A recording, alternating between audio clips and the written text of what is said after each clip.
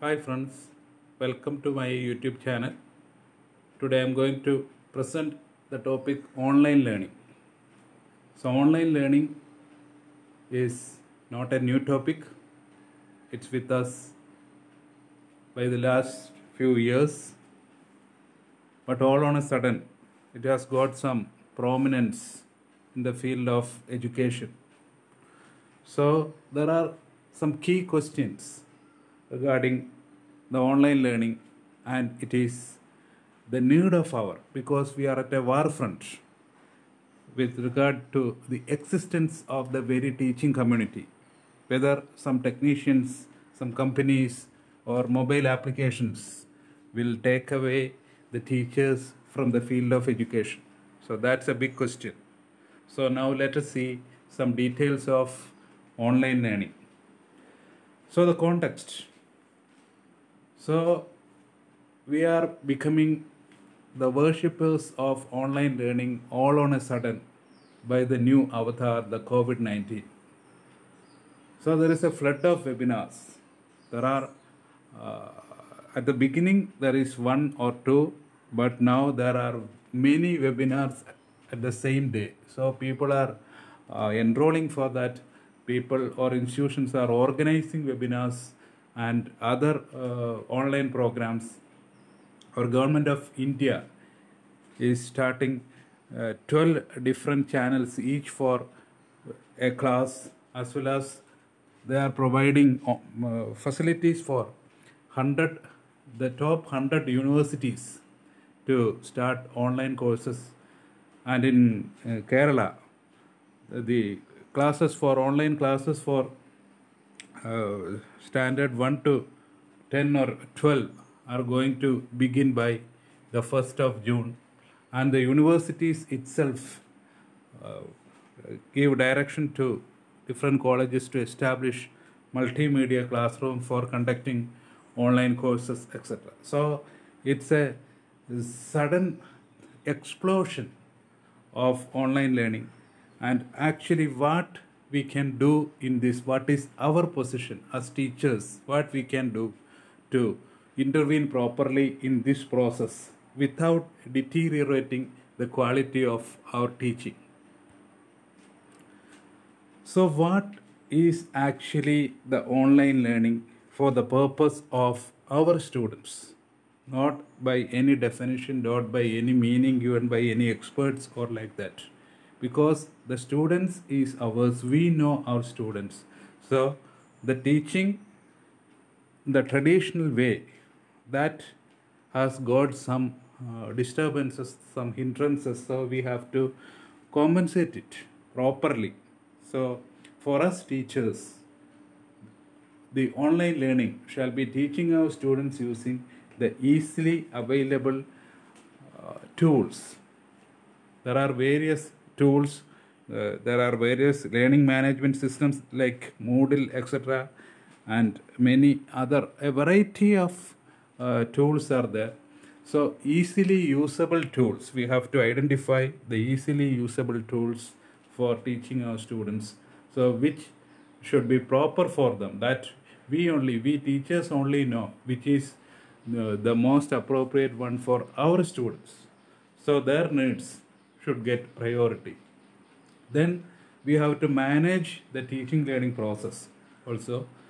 Then conducting assessment, that also is an essential part of our online learning teaching. Then providing feedback as well as to document their progress. So these should be the elements of online learning to which we prefer, that is to teach them, to manage the process, to conduct their assessment, and to provide essential feedback, and to collect their progress in learning.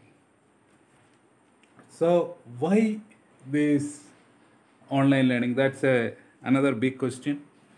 Actually, the learning at a distance, and it has a philosophy that the learning materials at the doorsteps of the learner, and now it transformed to you learning, that the learning material follows the learner wherever he or she goes. That's the great philosophical change.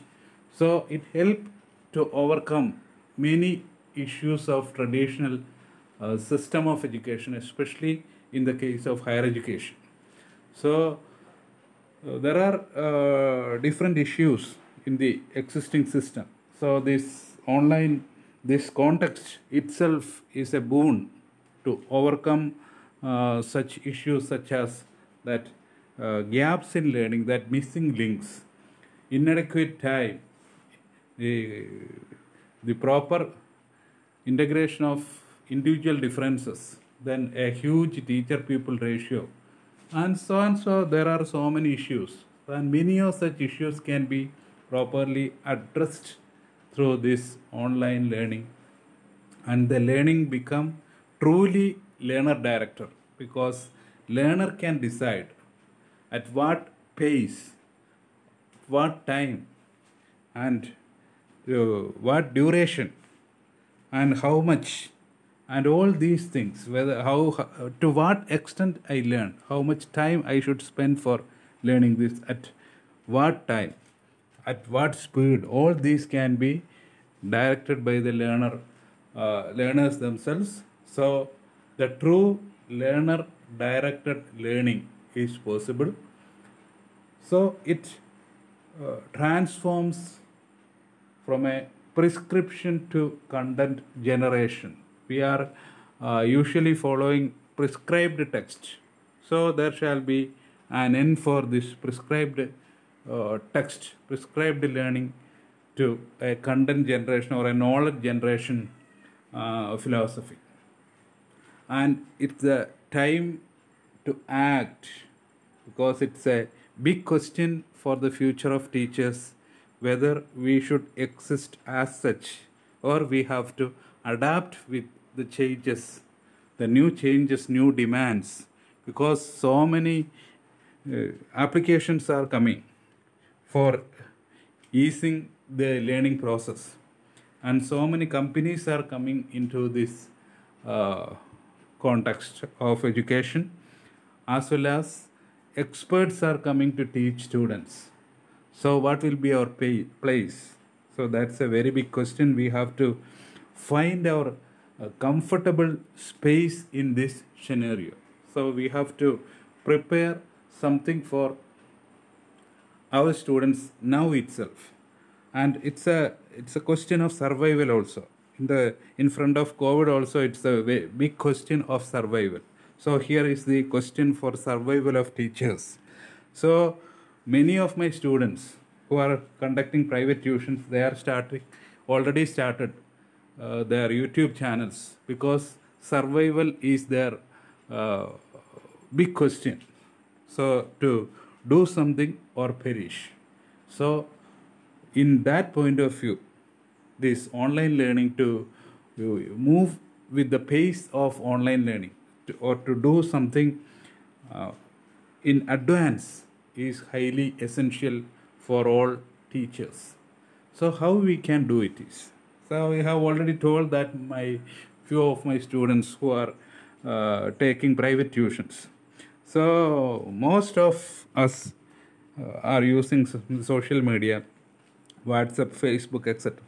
And my students, it's a highly interesting factor. I notice that the people are very fond of changing their status daily. So when I see the status of my students, the status of their daily status shows some mathematical problems or physical concepts in physics, etc., which are disseminated to their students in class 10 and class 12 who are enrolled in their tuition centers. So that's a new innovation. Such kind of innovative ideas should be incorporated into our daily teaching. So that's a very, very easy and interesting way. So whatever it is, the basic criterion is the connection speed itself. So we know that there is a huge increase in the use of data, and as well as the connection speed is the determinant factor of how these programs can be effectively conducted online. So live programs, we can forget about live programs because live programs need a very good connection speed. Otherwise, it will be a boring activity. So we have to better to prepare small sized material, and those materials which can be downloadable, so that students can download it, store it, and reuse it as and when they are required.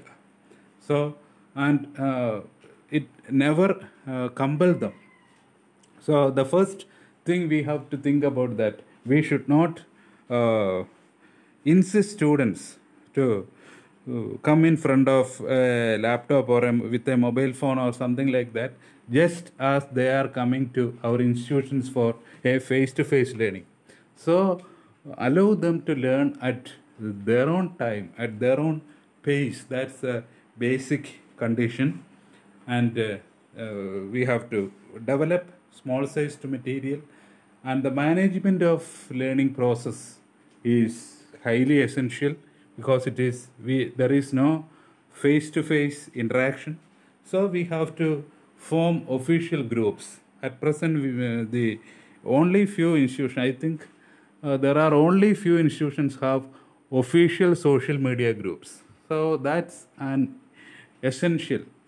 Only the administrators, such district collectors, etc., having official Facebook page, etc. So in such a manner, all institutions should have such official pages and official groups. There are group application like WhatsApp or Telegram. So we have to form official groups only for official purposes. So there shall be a group for institution, a page for an institution, as well as a class-wise or course-wise or teacher-wise groups. What kind of group will serve your purpose? So through that we can provide proper directions. Directions are or instructions are highly significant in managing learning at any level. So that's through such platform we can manage the learning process. And Google Classroom is a very simple as well as an effective application to share content as well as to conduct assessment of students. So I am using this Google Classroom for the last 2 years, and it is very effective and very easy to use, as well as to conduct assessment of any form. If you can conduct you can conduct multiple choice or descriptive form of test, and we can provide feedback easily, and there shall be a provision for collecting the scores or grades of students also. So that's a very easy and interesting way to conduct courses, as well as to manage courses, as well as to assess them properly, assess students properly. And even we can use these such kind of facilities for research also, research guidance also. We have to guide our students at a distance, and the groups, already we can form groups for research guidance also. So that's all is another task, whether for PhD or other master's level courses. We can enroll students in a particular group and give them suggestions and instructions, feedback, and to collect their materials by mail. And so we can ensure that they have doing such and such works in such and such time, etc. So whatever it is the time for us teachers to do something very fast. So that's the end of this short presentation. Thanks for watching. Thank you all.